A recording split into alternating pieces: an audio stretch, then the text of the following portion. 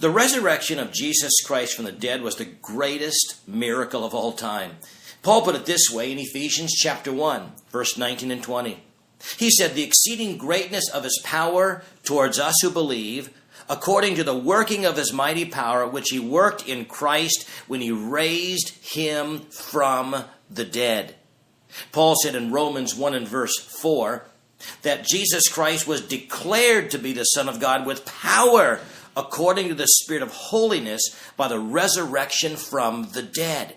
You see, when we go forth with the message of salvation, we do so with an unshakable conviction that Jesus Christ rose from the dead, and we are serving today a living Savior.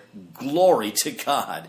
You know, the early chapters of Acts clearly reveal that the continuous message of the early church was that Christ had risen from the dead. Acts 4 and verse 33 says, "And with great power the apostles gave witness to the resurrection of the Lord Jesus Christ, and great grace was upon them."